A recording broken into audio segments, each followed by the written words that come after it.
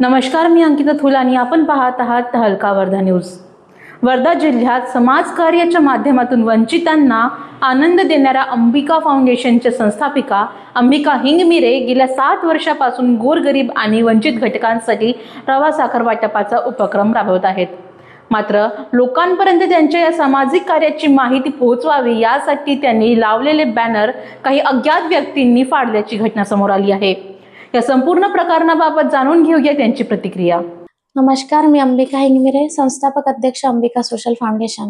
गेल्या 7 वर्षापासून Ambika social foundation अनेक उपक्रम, जनहिताचे उपक्रम राबवत असतात आणि याही वर्षी सुद्धा दिवाळी निमित्त सर्व गोरगरीब कष्टकरी कुटुंबांना दिवाळीची स्नेह भेट म्हणून रवा साखरचा वाटप करत असतात आणि ती माहिती त्यांच्यापर्यंत पोहोचवण्यासाठी आम्ही बॅनर लावत असतो की जेणेकरून त्यांच्यापर्यंत ती माहिती पोहोचली पाहिजे।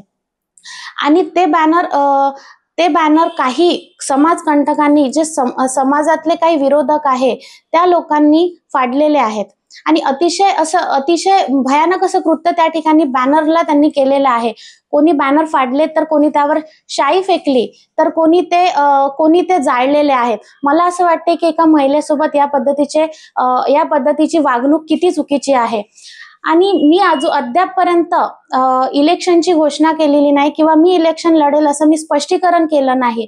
आणि हे का बरं करण्यात आलं की बोरगाव मेघेमध्ये ओबीसी आरक्षण जाहीर झालेलं आहे आणि हे आरक्षण जाहीर होताच त्यांच्या पायाखालची जमीन सरकलेली आहे, म्हणून या ठिकाणचे कृत्य हे केलेले आहे। मी माझ्या सामाजिक कार्याचा वसासा इलेक्शन पुरतं नाही तर तो निरंतर चालू ठेवेल आणि या कृत्याची तक्रार मी सिटी पोलिसांच्या पोलीस निरीक्षकांना दिलेली आहे आणि त्यांनी लवकरात लवकर या मागे कोण आहे याचा तपास करून मला न्याय देण्यात यावा।